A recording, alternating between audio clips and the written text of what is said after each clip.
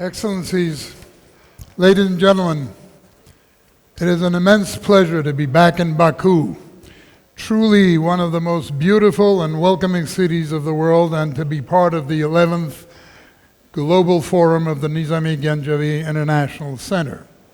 A center which, under the personal oversight and attention of its creator and patron, President Ilham Aliyev, the intellectual leadership of the co-chairs, President Vaida Vike Freiberger and Dr. Ismail Seregeldin, and the tireless creative management of its Secretary General, Rovshan Muradov, has come into its own and become a leading, if not the leading, platform of its kind.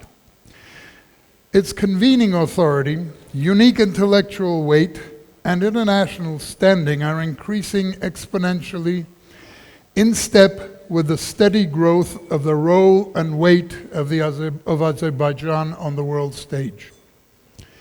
I should like to add my sincere congratulations to President Aliyev for his impressive victory in the last election.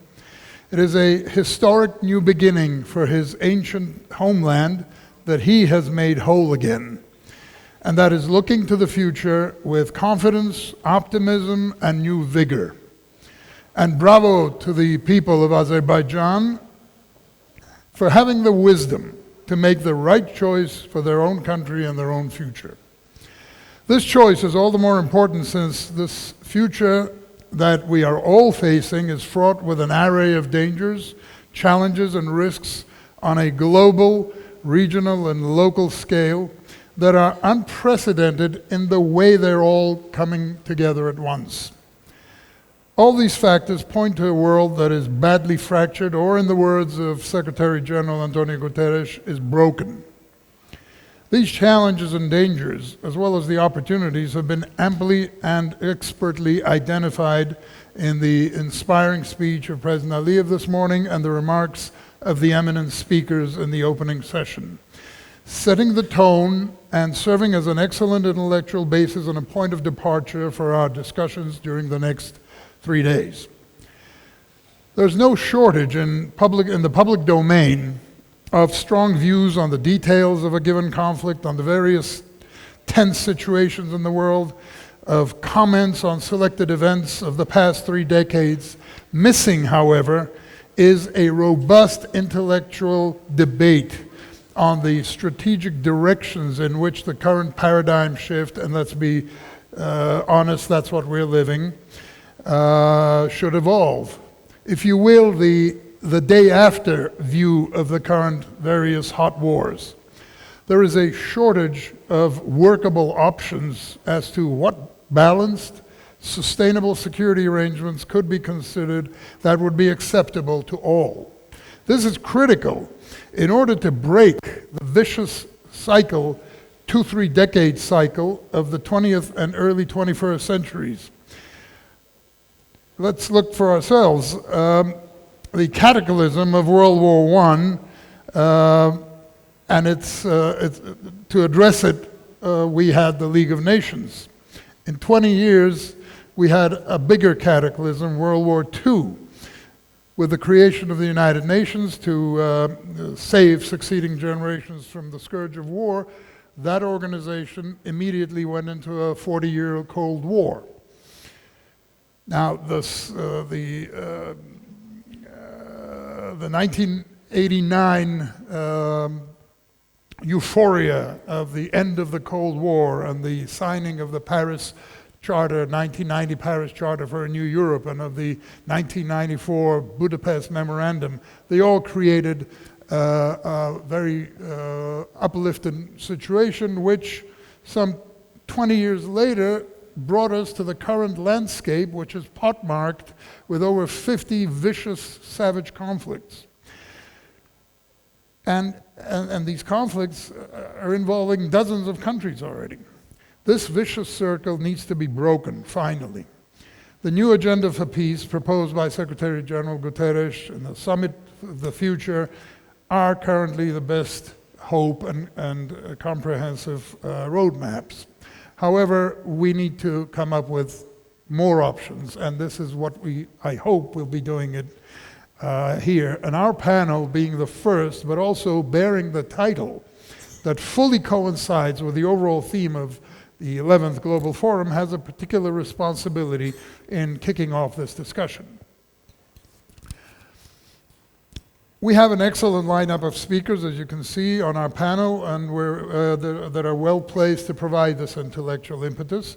But before I invite the members of the panel to speak in the order that they are listed in the program, I would suggest a very tall order how to deal with our very strict 75 minutes, especially now that we have a late start.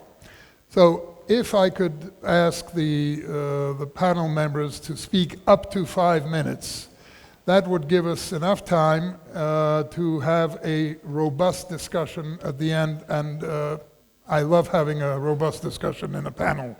I'll try to be ruthless but polite, or polite but ruthless. So please bear with me. And in order to keep with the schedule, let me move to the first speaker. As always, I will skip the presentations of the speakers' backgrounds, because there's a speakers list, but also because if we wouldn't have a hope of keeping to any schedule because of the prodigious backgrounds of our speakers.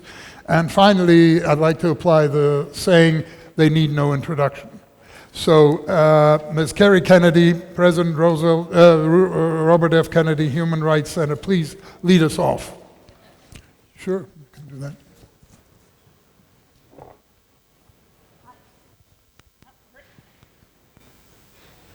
It's on. There we go.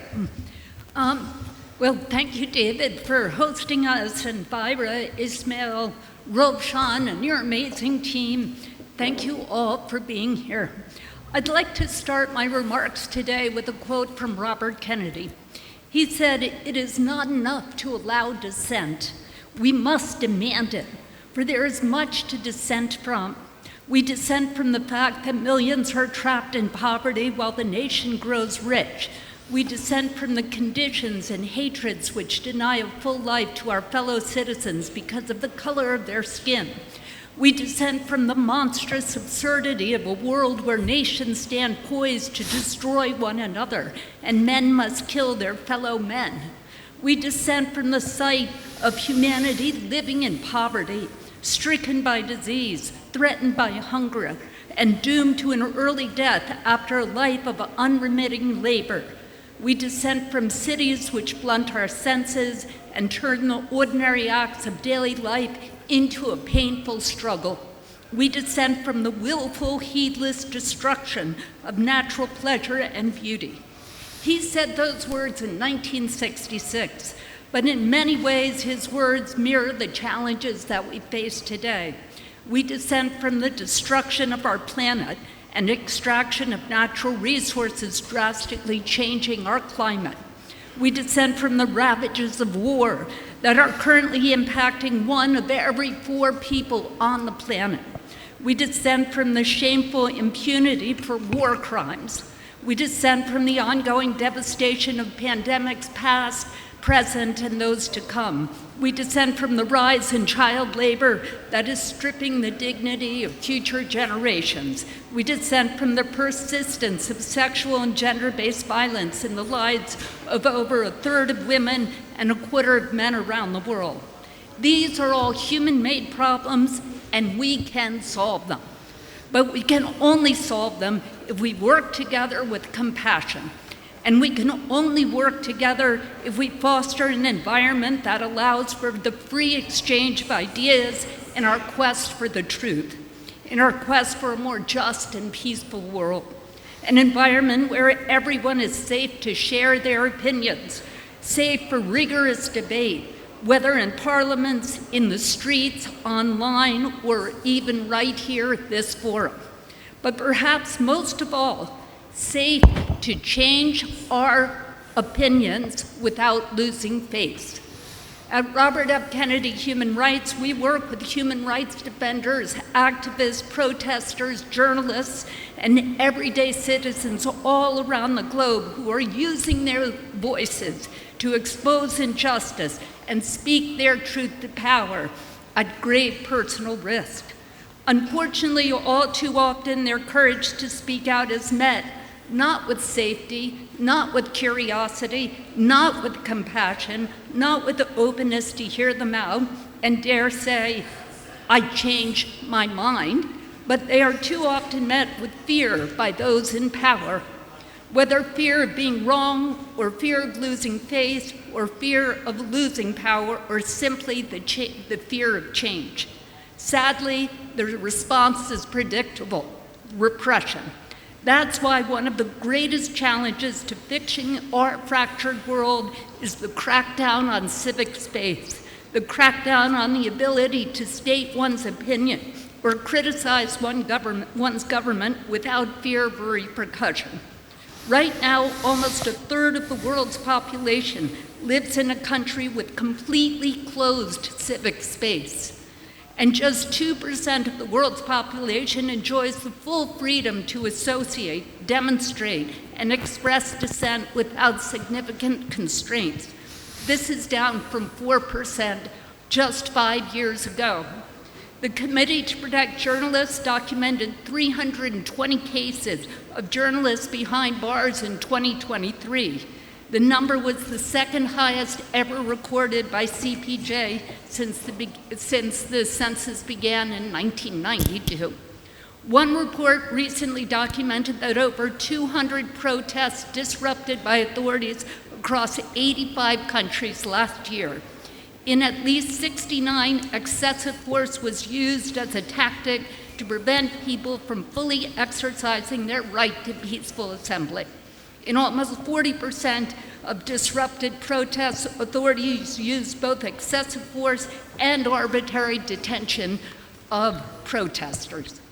Despite legal and policy gains achieved globally to recognize LGBTQ rights and linked to a backlash that is seeing the criminalization of LGBTQ people and groups in several countries of Africa, governments actively banned or prevented the dissemination of books, movies, or publications with LGBTQ-related content. Just this week, in Uganda, a court upheld a decision to deregister the largest LGBTQ NGO, Sexual Minorities Uganda. State lawmakers in my country are censoring and banning books in schools just because they have positive LGBTQ role models.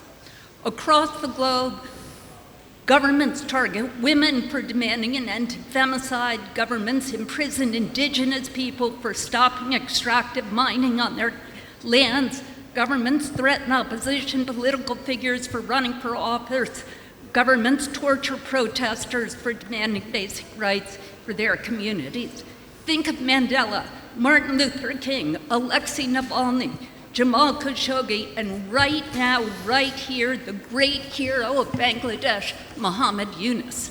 The only thing harder than changing the world is stopping the world from changing. Change is inevitable. We resist it as our own individual and collective peril. So my answer to how to heal a fractured world, we must work to protect civic space at home and around the world. But let's get even more concrete. Let's start right here over these 3 days. The Baku Global Forum serves as an opportunity for some of the world's most distinguished leaders and thinkers to gather and discuss the ways and means to overcome the most pressing challenges today. So let's come informed with facts. Let's proffer our opinions. Let's speak our truth. Let's be curious about others, and let's challenge ourselves to find at least one thing during this conference which makes you change your mind. Can you do that? Are you awake? One thing that makes you change your mind. Let's model the solution we so desperately need outside these walls. Because if we can't do that here, we have no hope of fixing this fractured world. And let's remember always that the sharpest criticism goes hand in hand with the deepest idealism and love of country. Thank you very much. Thank you very much, Kerry. Thank you.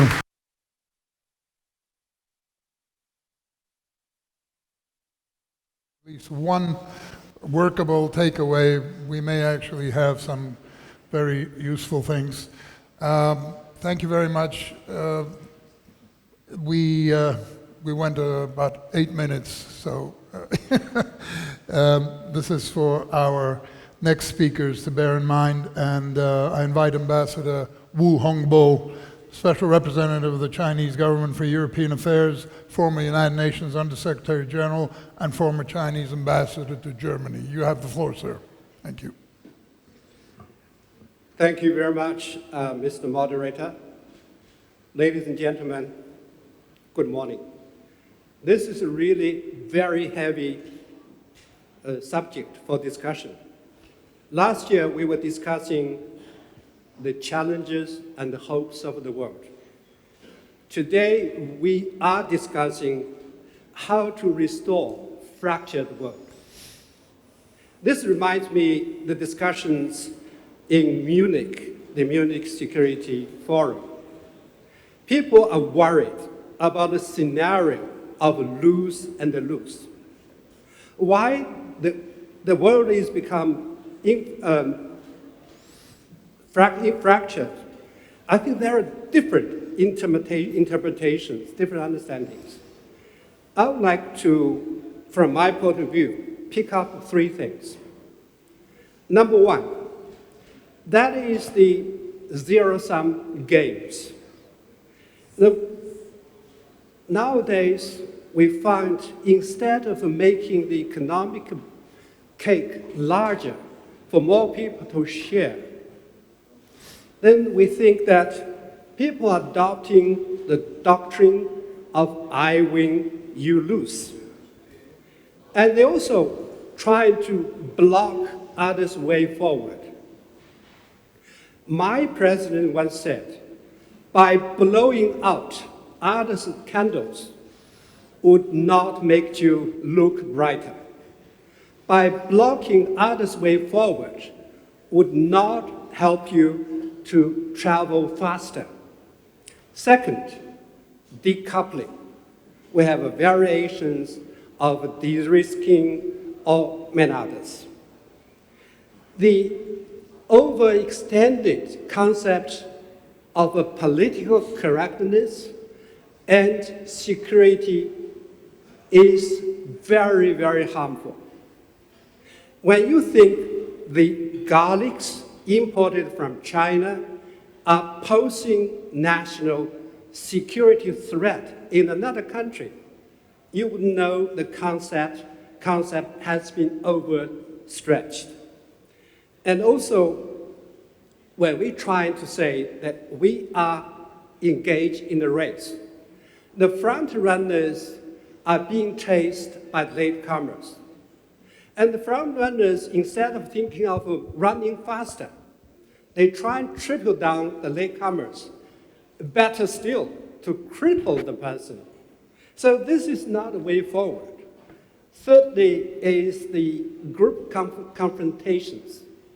Now, countries are asked to take sides on major issues, and small groups are formed so that they could engage in confrontation. All these are major factors leading to fractured world today. My conclusion for this point is that the lose and lose and the fractured world are not a choice. And cooperation and win-win are our future. And secondly, what is the idea for the future? We have been searching for answers. And there are 2 things that are very important. One is multipolar world. The other is economic globalization. I think most of us in the House are supportive of these ideas, but we have different perceptions and different interpretations. As far as we are concerned, we see the multipolar world should be equal, should be orderly. I think, Madam Co-Chair, you were saying that in theory, all are equal, but in reality, some people are more equal than others. So that is something we need, to be equal. And secondly, we think the rule of the jungle, the rule of the survival of the fittest should be discarded. Are we animals? No, we are not. We are human beings. I think we are doing much better than that. We can't say that international relations, some people are at the table, others are on the menu. That is the wrong idea. We should not follow that. So that is what we mean by equal. Orderly, that is United Nations Charter and international laws recognized internationally. And secondly, the economic globalization. The globalization itself is not wrong, but the question is the benefits are not shared equally or fairly. So our idea is that the future economic globalization should benefit all. I think this year we heard the CNN report that the top 5 richest persons in the world have their wealth doubled in a matter of 2 years. And 5 billion people in the same period become poorer. So benefit for all is the key. And also inclusiveness. Inclusiveness, we mean that we should support each country to find their own way for development. Not single model should be imposed to each and every country. It doesn't work. Finally, I would like to say China is trying to contribute its own efforts. And some 10 years ago, our president initiated the idea of a community with a shared future for mankind. And after more than 10 years, the idea has been more and more popular among some countries. And people will ask, what's your idea in mind? When China puts forward a proposition or idea, there's a huge question mark put on it. You may have hidden agenda. Let me just say very briefly 5 future features of the world as we see it. First, lasting peace. I think there will be no objection. Secondly, the security for all.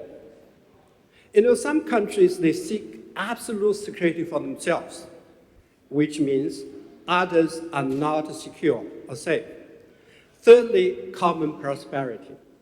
That is the widening gap between rich and poor. And according to the news reports, if we go like this, the target of fulfilling SDG 1, elimination of poverty, would last for 230 years. That's a long way to go. That's dangerous. And also open and inclusive. I think we all know that. I will not explain. Last but not least, that's a beautiful environment, clean environment. This we have been doing in the climate change meetings. And we are not saying this, we are providing further ideas like the Global Development Initiative, Global Security Initiative, and the Global Civilization Initiative. People are saying you are paying lip service, you are talking everything theoretically. Okay, I'm going to finish. The thing is that we are put our words into deeds. That is the Belt and Road Initiative. It has been supported by 150 countries, and it was launching over 3,000 projects with a total investment of $1 trillion. It is benefiting all the countries. So what I'm trying to say, China is going to be a stabilizing force. We're working together with the rest of the world for stability, prosperity, and the common goods. Thank you very much. Thank you very much, Mr. Ambassador. A very interesting statement. I was hard-pressed not to try to interrupt you. You raised some very important points, which, if we do have time, I think we'd like to pick up on. It's now my pleasure to introduce Mr. Hikmat Hajiyev, Assistant to the President of the Republic of Azerbaijan, Head of the Department of Foreign Policy and Affairs of the Presidential Administration of the Republic of Azerbaijan. You have the floor, sir. Thank you. Thank you, my friend. And first of all, I'm thankful for Nizami Gencevi Center for yet another session. I'm also thankful for this distinguished panel and welcome you all in Baku. It's a particular pleasure. I also take this opportunity to wish a blessed Ramadan to all participants who celebrate and wish you all the best. And today's topic, the fixing the fractured world, and I would like to provide Azerbaijan's views with regard to how we can fix it. And here, it's always better to come with your own experience and from your own region, how we try to fix our fractured or fragmented world in the region of the South Caucasus. Since the early 90s, and the region of the South Caucasus has been fragmented because of the foreign military occupation that my president talked extensively today from the side of Armenia against Azerbaijan, and as a result of which, entire region of the South Caucasus has been blocked. We have also witnessed spread of the protracted conflict in the post-Soviet space. Maybe 3 years ago, we had a potentiality to talk here about lines of division in the region of the South Caucasus, and trench wars, and some other unnecessary and negative developments. But for us, we have fixed all of these elements, in a sense, in our concept of the fixing the fractured world and putting an end to all of these fragmentations based on a foreign military occupation of Azerbaijan's territories and ending all of these components. As a result of which, what we have today in the region of the South Caucasus. Last 6 months can be considered one of the most calmest period in the history of Armenia-Azerbaijan relations. It shouldn't be taken granted. And it was long, and it was a difficult process to achieve that goal. There is also de facto peace in the region of the South Caucasus, but we would like to transform it into the Euro peace. With such an understanding, Azerbaijan suggested to Armenia to sign a peace deal between two countries. And it has also been drafted by Azerbaijan and to put on the table. And we are also looking forward to the concept of the integrated region of the South Caucasus and completely to transform our region, free from the conflicts, wars, and not associate any longer the region of the South Caucasus with the wars, fragmentations, and fractures, but associated with the concept of the more collaboration, cooperation, and goodwill intention to move forward. And I think that from that perspective, Azerbaijan has managed to do that. Based on a bilateral cooperation within Georgia and some other regional countries. But we also do believe that best prosperity is a shared prosperity, and based on the connectivity projects, energy project, some other projects in play. And now we are in the process of developing further. Azerbaijan enters into the new concept of its foreign policy that can be called more strategic partnerships and more global foreign policy, and also based on the concept of the variable geometry. Regardless in which regions we are sitting, and we can come together, sort out different and difficult projects. And in this context, and the recent positive development between Azerbaijan, Brazil, and United Arab Emirates, and establishing the concept of the Troika within the COP29, it means that variable geometry can work. We are in different regions, but we are coming together and to contributing and ensuring also consistency on our COP29 agenda. And also allows me to come to the COP29. And it also once again shows, as a fossil fuel exporting country, as my president says, it's not our fault that we have oil and gas resources. But it also once again demonstrates our diplomatic and political courage to take this topic and contribute to a positive agenda as in a global wise. And as part of our positive agenda to fixing the fractured world, and we are also building the new partnerships in our region of the South Caucasus and also along the Caspian and Black Seas. And Azerbaijan always believed, and we did our utmost best to bring together three seas, that's the Caspian, Black Sea, and Mediterranean Sea, and now we're working as the Adriatic Sea, and based on the different models of the cooperation and partnership. We are also actively working with our Central Asian partners for the Middle Corridor concept. And I also appreciate support of the China to this Middle Corridor concept, and together it can also transform the region for the better of everyone and to provide new trading opportunities. But unfortunately, we also have a lot of negative tendencies. Azerbaijan is a staunch believer of the multilateralism, but multilateralism is in crisis. And we also see the tendencies for the unilateralism. And as a result of the crisis of the multilateralism, and we also see crisis in major international institutions. And we also see that international institutions that are mainly responsible for the peace and security are not in a capacity to handle our major problems that we are witnessing. And we have also witnessed our weaknesses with regards to COVID-19. And let's accept the fact that international community's reaction was not timely, was not quite efficient.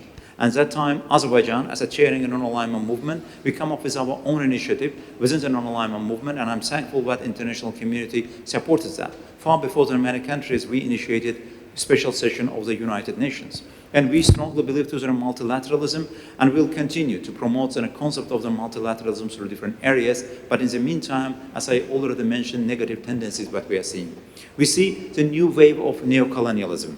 As the chair of the non-aligned movement, Azerbaijan has witnessed that neocolonialism is still alive in the international relations. We also see in the practice and in the policy of the certain, including the EU member countries, they are pursuing in their policy and still holding their neocolonialist territories outside the region. And we also see crisis of the international institutions in the European continent, where Azerbaijan is also a member. OSCE is in a crisis, but nevertheless OSCE accepted the concept of the collective security, but it failed, at least in the experience of Azerbaijan and some other member countries as well, to provide. Council of Europe and Parliamentary Assembly of the Council of Europe, unfortunately, it becomes racist and discriminatory and also Islamophobic institution. We are also particularly alarmed and challenged growing the tendency of the Islamophobia. European Parliament. Azerbaijan doesn't have any obligation with regard to European Parliament, but to regret to say that this new institution also becomes like a platform for Islamophobia and racism. And this year we also see a super election process all around the world. And let's hope that these radical ideas will not be the dominant chapters on the global agenda. Again, Azerbaijan in its region and beyond our region will contribute to the fixing our fractured wall based on a positive agenda. We'll build new partnerships and partnerships also based on the variable geometry concept, and will also support the multilateralism. Thank you. Thank you very much. Thank you. Azerbaijan is certainly punching way above its weight, and thank you for this presentation. I think Azerbaijan has managed to heal at least some of the fissures and is on its way to healing them for good, which is very beneficial. And I'm speaking as somebody from the South Caucasus, and thank you for the leadership. President Boris Tadic, President of Serbia, 2004-2012. You have the floor, sir. Thank you. Thank you. First of all, I have one suggestion for organizers, because here, panelists, we cannot hear each other very well because the sound is not sharp enough, and one of the speakerphone has to be turned towards us to understand what we are talking about. If we are not hearing each other, we cannot find the solutions for the world and the problems we are facing with. And the title of this panel is Fixing the Fractured World. This is, in general, our orientation during this Baku forum to find the solutions for the world, which is facing with a constant fracturing. And I'm becoming boring because I'm always trying to offer different angles for the problems we are facing with. And I'm repeating from the forum to forum something that I consider very important. And in 1993, Samuel Huntington has been writing the book Clash of Civilization. by underlining that the world is going to be faced with a new conflict, and the line of division is going to be culture. We are living in a divided world, and the culture difference in terms of cultures are going to bring us in the new conflicts. After September 11, the other very important thinker, and Dominic Moissy, was delivering the book Geostrategic of Emotions, by underlining that not only cultural divisions, but specifically emotions and humiliation and the fact that we are losing hope is going to bring us in the new conflict, which is in fact true. I mean, everything what happened in this horrible day was at the same time outcome of the mistakes that has been committed before September the 11th, and also lack of understanding we are facing with altogether. And I'm always thinking how we can prevent new conflicts, or we are going to live forever in circulus viciosius in the conflict which is going to generate new conflict, a new conflict, a new conflict, new tragedy, new trauma, new trauma, new trauma. And I'm not sure that the whole world, with our common institutions, is very much focused on prevention of conflict. And this is why I'm repeating from the forum to forum that we have to be focused on prevention of conflict. Which kind of threats we are facing with today? I mean, we have a different interests. We are fighting for our own interests. We are fighting for territorial integrity of our countries, for our dignity. We are facing with the problem of fractured emotions, and we are losing hope. Hikmat has been explaining a very specific situation with Azerbaijan and conflict with Armenia. I'm coming from Serbia. We have kind of similarities. We are facing with the Kosovo as a problem. They were facing with the Nagorno-Karabakh. We didn't solve that problem in the way how Azerbaijan has been doing this, but we are still facing with the problem, and that can be continuation of our conflicts in the future. But we have to be focused on solutions. We have to be focused on practical solutions. Otherwise, we are going to spend all our lives and the generations' lives being deeply involved in the conflicts, in the wars. In general, history of the mankind is a history of the war. And we are always, after wars, focused on how to recover ourselves, infrastructure, how to pay attention to the victims, but we are not thinking how to prevent new conflicts. What I would like to share with you, many people are thinking that when we are suffering because of trauma, we are going to memorize that trauma forever. But this is not the truth. Human beings are imperfect. The main trauma we are going to put under pressure and to forget, because we cannot live all our lives with the trauma in our heart and our brain. As a human beings, sometimes we have to impress and to forget the trauma in order to continue our normal life. Otherwise, we are very much frustrated and blocked because of trauma. This is characterizing not only individuals, human beings, even more societies and the states. States are run by the human beings, and not only individuals, but states and institutions are imperfect. This is, sometimes people are thinking, if we are going to bring strong institutions, we are going to live in the more safe and better world, which is not always the case, because human beings are imperfect. Are we learning from history and the painful lessons? Not always. This is why we are repeating mistakes. But sometimes we have to stop and to think what to do. What is the solution for the problems we are facing with? How we can prevent new conflicts? How we can do something for the others? First of all, we have to define the threats, and we have to define what can be prevention of conflict. In my view, education is inevitable. Education is a key. Not only education of young generations, but education of politicians. I mean, education of politicians is very, very important. Politicians are going to be decision makers, but they have to be really educated. I'm coming from our experience in Serbia. We've been fighting Milosevic, fighting dictatorship, and when the new political parties came to the power, we've been facing with a lack of experience. And we tried to create reforms, to create new hope, new country, but we failed many, many times. But I see the same situation in many different countries. We know each other, we are participating in different forums, we know who is who.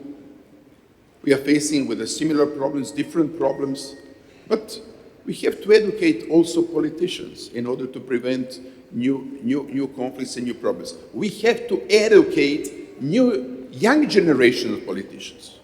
I think that United Nations can work on that. Different universities, NGOs, we have to work on that. What we need right now, I'm trying to finish as soon as possible because we have to be tolerant to each other and to learn from our mistakes also. But what is one of the main problems? I'm trying to define that. Lack of empathy. We as human beings, especially as a states, especially as big powers, we are always ignoring the interests of the other phenomena and other entities.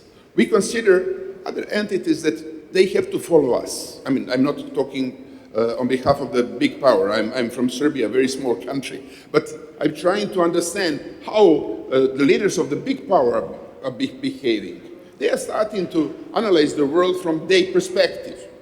Everyone has to follow their agenda. When I was talking about Kosovo with my interlocutors from European Union, United States, and other countries, they were considering our interests as a part of their own interest, which is not the truth. And I would like to see more empathy in big powers, among the politicians that are running big powers. Otherwise, no one is that small and that weak that cannot make the problems as a revenge. And revenge is coming as an outcome of humiliation, what Dominic Moisy has been defining perfectly. And today, we are living in the world that everyone has approached to the weapon, very dangerous weapon. Today, we are living in the world that after many, many decades, that even leaders of the big powers are mentioning, we are ready to use nuclear weapon. Today, we are living in the world when in the head of the many people is a threat of the nuclear war, once again. Is that situation is going to help us to be better in preventing conflicts? No. This situation is bringing us in a deep fear, an extremely dangerous situation. This is a very, very specific moment we are living in nowadays. War in Ukraine, war in Israel, war in Yemen. Look, that can split the world. We have a threat of other wars and conflicts all around the world. We are living in an atmosphere in which we couldn't predict 10 years ago that we are going to live in. What we are not predicting nowadays, that is going to happen tomorrow. How many threats we are going to be faced with after tomorrow. If we are going to live in a circulus viciosus of threats and new conflicts and potential conflicts, we are going finally to open Pandora box with the nuclear war. I'm finishing with that. Education is inevitable, but we have to be focused on institutions, our common multilateral institutions that can work on that issue. Thank you. Thank you very much, Boris. Some excellent points, and I firmly wish that out of the 32 minutes we have remaining and 4 speakers, that we may have time to come back to some of those issues. But right now I would like to ask former Foreign Minister of Spain, Ana Palacio, to take the floor, please. Push the button. The Bretton Woods institutions, that I think it's important here, and another relevant life in the EU institutions, that in other cases has been mentioned. Well, first of all, I would like to underline the gratitude expressed by the moderator and add to it the gratitude to Roshan Muradov, that is the engine behind all this, and the team that he leads, because all this would not be happening without him. My gratitude to Azerbaijan, and looking forward to the COP that is going to be a big success. It's not easy to intervene after President Tadic because he has said things that interpolate all of us. And I will take an example from something that you have said to start my reflection. And this is this idea of follow us, this idea of arrogance that is today one of the issues that is brought forward towards the European Union. And I will speak about the European Union, I will leave the states aside. One big example is in energy. And we are looking forward to a very realistic approach to energy here in Baku. What do we say is follow us, do the energy transition, go for renewables. I mean, in Africa, for instance, what they need is access to energy. But it's not just that, it's that we buy gas. We, meaning the Germans, are buying gas from Mozambique or from Senegal to do what with this gas? To do electricity. But we will not, and no multilateral institution will contribute financing gas-generated electricity in any of these countries. We only contribute to renewables. So this is my issue, and I will go back to this idea. I mean, I'm a lawyer. I'm about institutions. I'm about law. In the end, rules are important. And what has been said here reminds me, and Dr. Wu was saying, is that we are back to a vision. And what is the vision that inspired the institutions and the rules that we have? Is the 41 Atlantic Charter, the vision of after the World War II that Prime Minister Churchill and President Roosevelt explained for the world. And words that have been said here resonate there, like all states, big and small, vanquished and vanquished, all will have to have access to the raw materials and to the exchange. And then one issue that is in the end the paradigm, which is that people in any country will be able, I'm paraphrasing, to live their lives with freedom from want and fear, economy and security, want and fear. And this is what has inspired the Bretton Woods and the San Francisco Charter and all this architecture. Now, what is there? And this is where I would join Dr. Wu. And if you read Eleanor Roosevelt's memoir, there is an interesting passage. She says, when she refers to the different contributions of the different members of the working group that drafted the Human Rights 48 Declaration.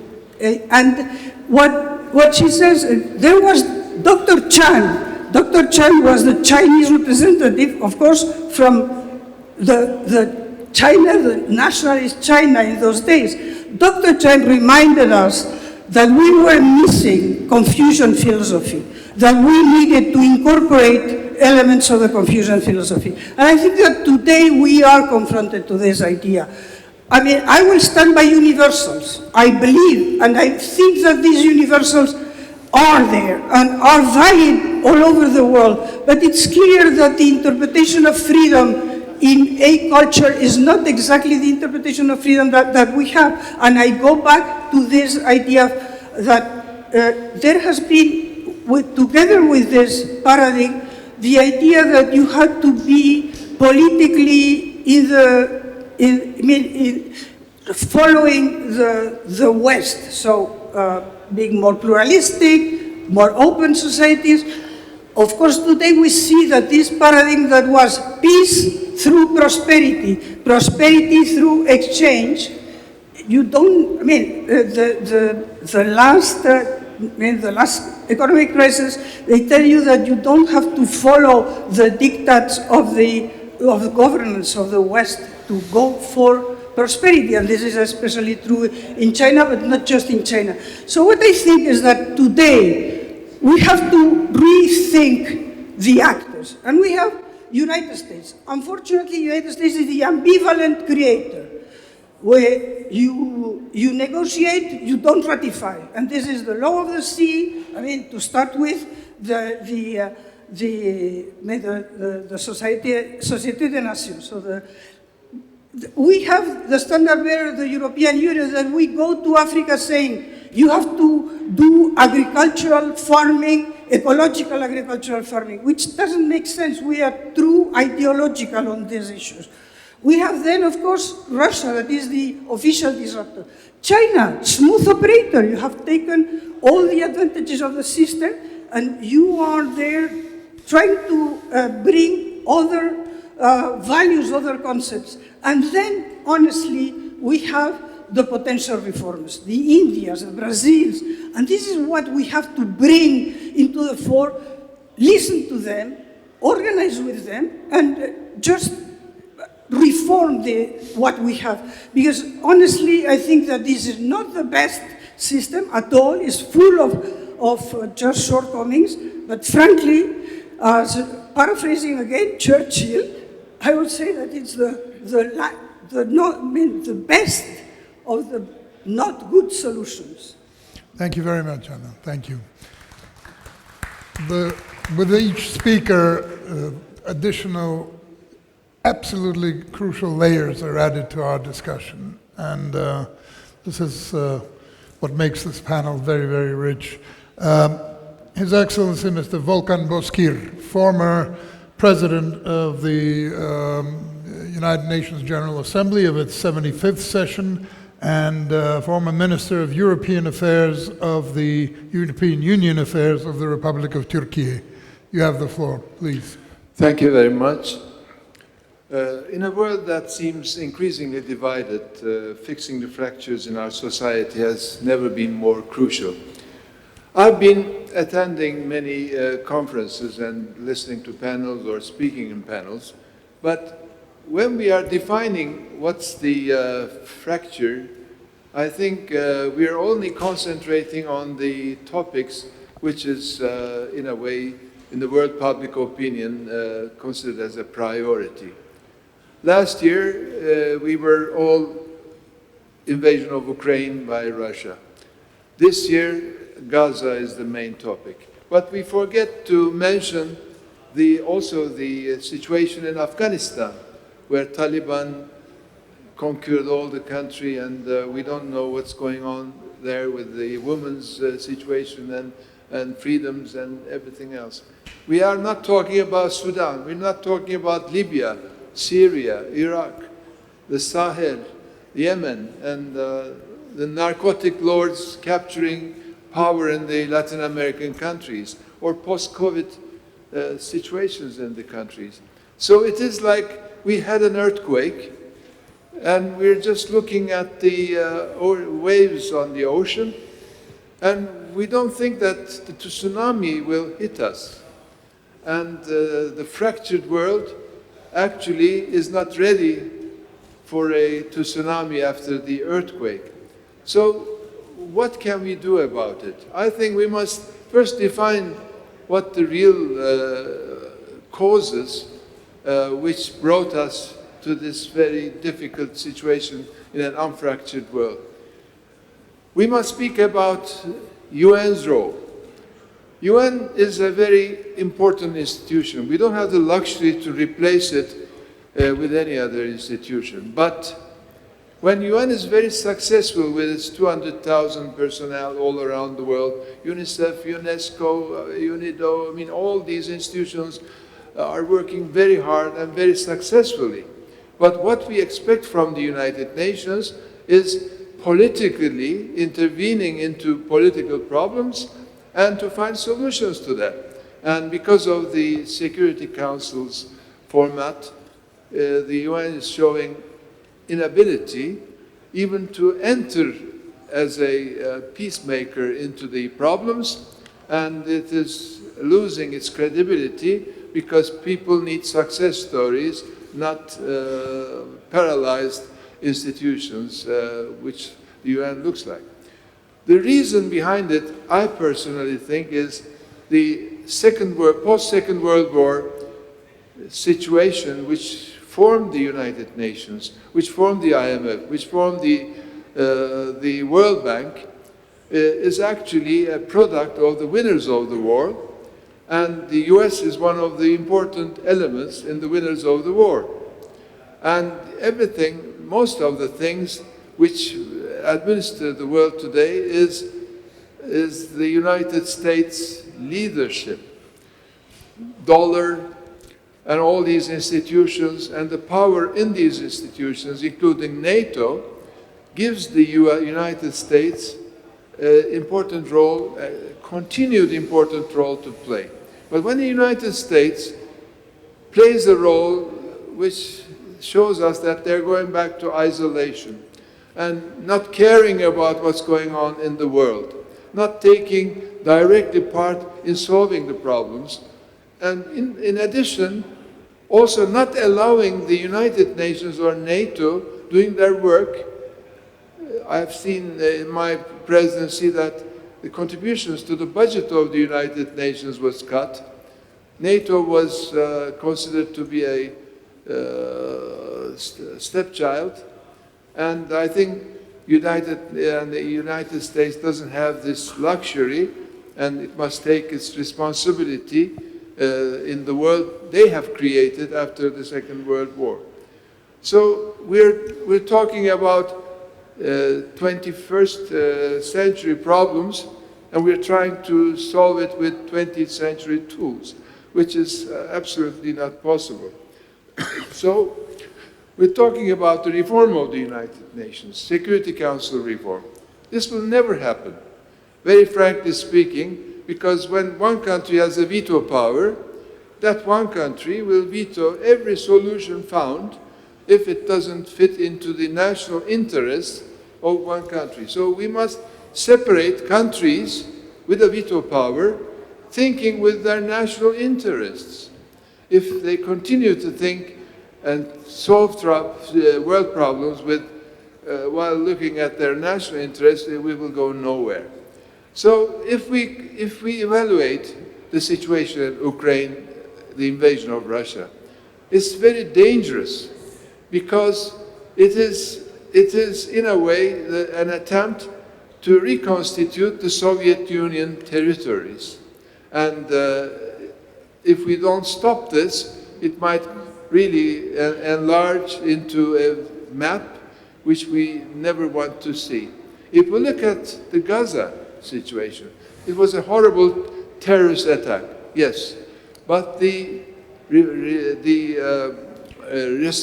response to that, killing 31,000 innocent civilian people, is something which Israel will have to carry with it for perhaps decades.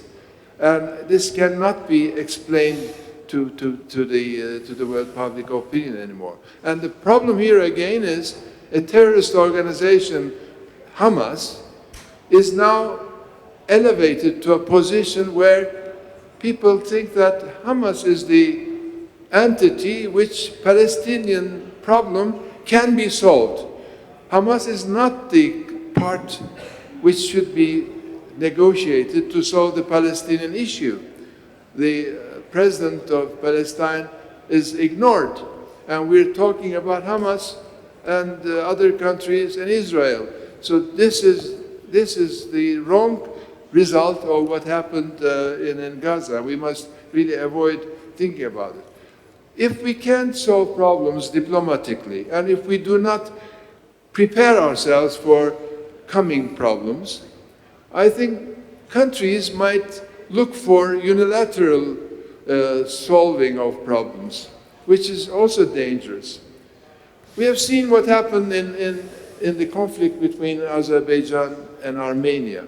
Azerbaijan waited for 30 years when a part of Azerbaijan was invaded by neighbor Armenia. Minsk Group, all these peaceful efforts never gave results. And then Azerbaijan, as the Janab President mentioned today, solved it in a military way. And as he said, there's now a chance for peace because of a military operation to get back the invaded territories for 30 years. So this shows that if we do not solve problems properly, peacefully, through the proper institutions, then countries might take this any opportunity to solve their own problems. And this is another danger. The Western countries act in hypocrisy. They take part with their internal concerns, defending countries which do not deserve to be defended. The situation here again, mentioned this morning, France being part of the Minsk Group and being a friend of Azerbaijan, because of the election process, tries to help Armenia, not only peacefully, but they are sending military equipment and they are openly showing their support to Armenia. Armenia doesn't deserve this. Because of the elections in France, because of the Armenian voters in France, I think this is a wrong thing to do. The United States, I've been in Baghdad recently.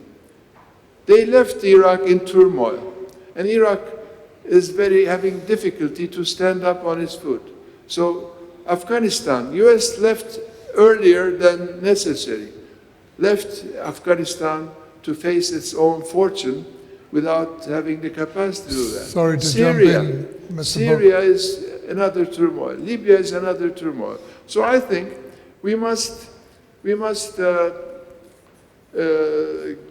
find ways to give the important institutions in the world created to solve problems politically, and we must put pressure on especially the veto power countries to rethink about their behavior, and I think unless we do that, we will keep on talking about not only the fractured world, but the torn to the ground world. Thank you very much. Thank you.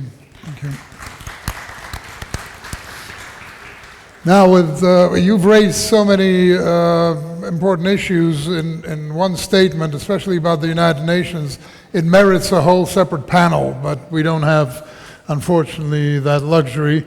But what we do have is another president, former president of the General Assembly of the 66th session, and also the former High Representative for the UN Alliance of Civilizations, Mr. Moratinos, his predecessor, Mr. Nasir Abdulaziz Al Nasser. You have the floor, sir. Between you and President Levits, you have 13 minutes left. If you can both leave a little time, it will be terrific, but you shouldn't be penalized. Thank you so much. Thank you so much. The panel focuses on fixing the fractured world, a challenging title in a challenging times. Our world today is in a state of total chaos. The world order is in total disorder. Geopolitical divisions are growing wider. Old conflicts are re-escalating and new conflicts are erupting everywhere.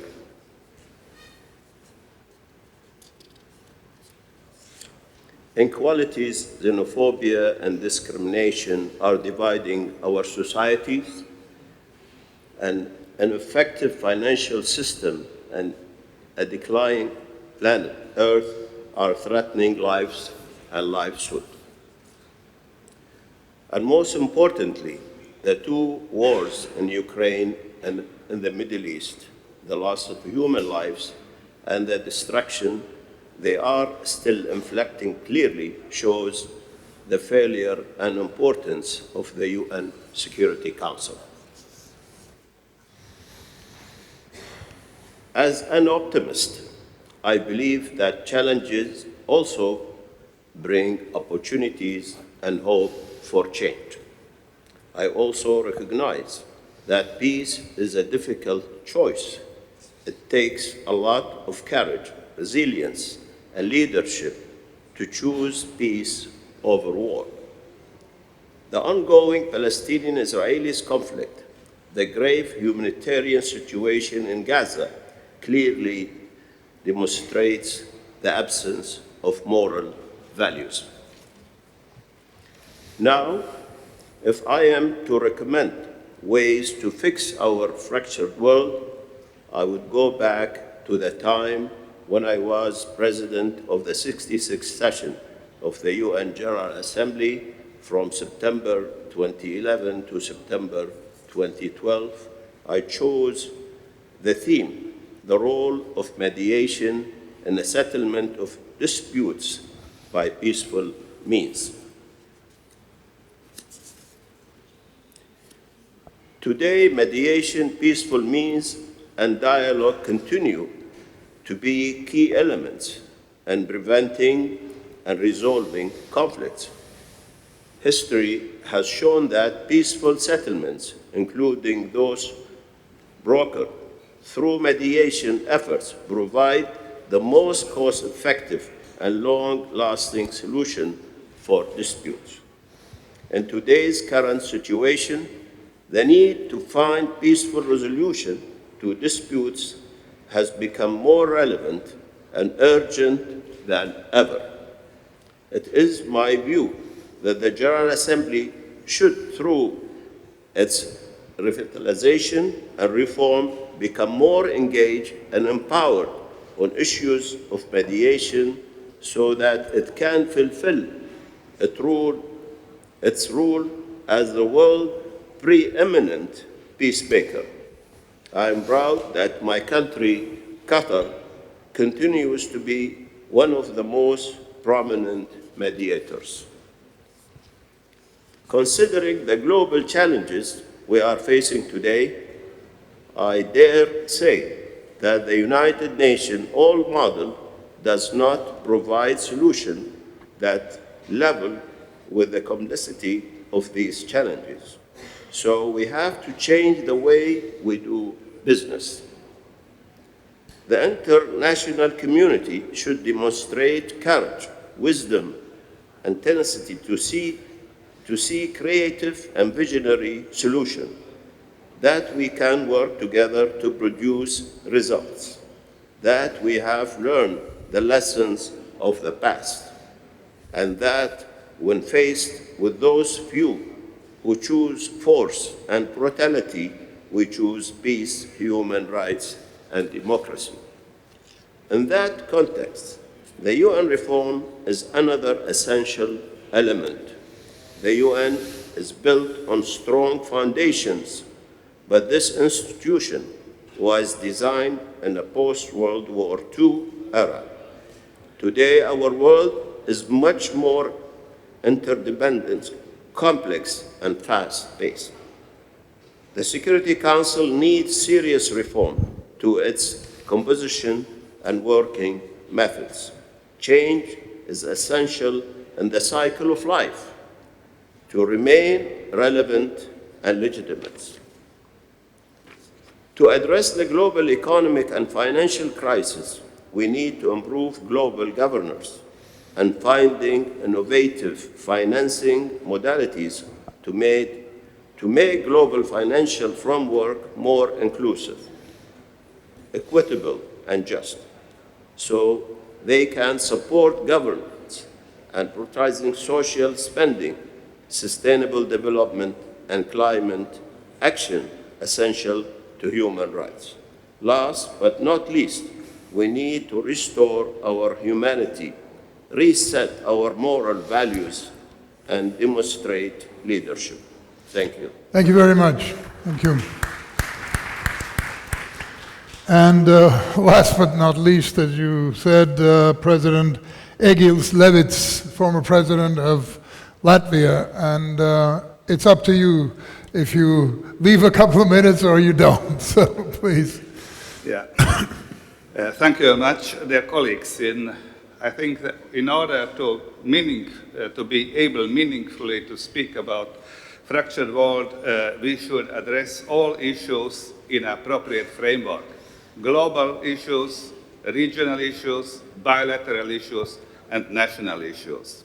I will turn to global issues, and I think there are two main global issues nowadays. The first is a problem how to maintain the international law, the international peace order. The international peace order, which is valid till now, is established in 1945 by United Nations, and now we are witnessing that this international peace order, based on international law, is threatened and challenged in different ways. The main challenge, or I would say the second time after the Second World War, we are witnessing the attack of one country, by the way, member of the Security Council, which blocks the Council, to another country with the goal to extinct another country. To extinct. This is only the second time in the history after 45. The first time, it was 1991 when Iraq invaded Kuwait with the goal to extinct, to annex Kuwait. And the first time, international community responded properly, properly, and this violation was liquidated. Now we are in course to see how we can deal with this second, much more serious from the scale of that much more serious attack to international law. Because respect for the territorial integrity is the basis of international law. The second principle, Madame Kennedy already mentioned, are human rights. Two principles, territorial integrity and human rights. This is the core, the essence of the international law. There are saying some international lawyers that there is no international law, with one exception, if there is someone who is executing international law. The first time by such kind of attack, it was international community, a coalition for 50 and more states. The second time, also we have some coalition in United Nations with a big majority, the resolutions. But anyway, we have to deal with this issue in order to maintain international law. I have no time to develop this, but for example, the circumvention of the sanctions, which is widespread in many countries that are trying to circumvent the sanctions against the violator of international law. I think it's a very short time thinking, because in long time it will turn this behavior, the deterioration of international law against the countries. So this is first main issue, how to maintain already reached level, standard of international law. And the second global issue, main global issue in my opinion, is the climate change. And this is a truly international issue, and I think it's a good choice that Baku is chosen for the next COP29, because Baku is located historically and geographically on the crossroads of different cultural and historical spaces. And I think as a global crossroad is Baku very fit to organize this meeting. There are two main aspects which are already discussed, and I hope that by COP29 we will have a progress. The first is global justice. It's a very complex issue, very complicated issue, how to distribute the direct and indirect costs of the climate change, just distribution between the nations, between the states. I think we discussed this in Egypt, we discussed this in Dubai, and I hope that there will be a breakthrough in Baku by the next COP. The second issue is in global climate problem is a solidarity. I think we should ensure that no one state can escape from the responsibility, no one state, because no one state should live on the cost of others. And I think this is, of course, the justice and solidarity are linked with each other, but there are different issues and should be addressed also in Baku to reach a global agreement or to have a step forward towards such an agreement. Thank you very much, and thank you, Mr. President. Thank you. Thank you. Well, ladies and gentlemen, I have some good news and some bad news. The good news is we managed to land the panel within 1 hour and 15 minutes. The bad news is we have run out of time, and I cannot even add injury time because it would be taking away from your lunch. And I don't want to be instantly on the first day become the least favorite person in this conference. So I'm afraid, but I have to tell you, my mouth is watering. There are so many issues here, and maybe we can sort of pool them and write them up at some point to have a deliverable from our panels, as Kerry Kennedy suggested. Thank you very much for being here. Thank you.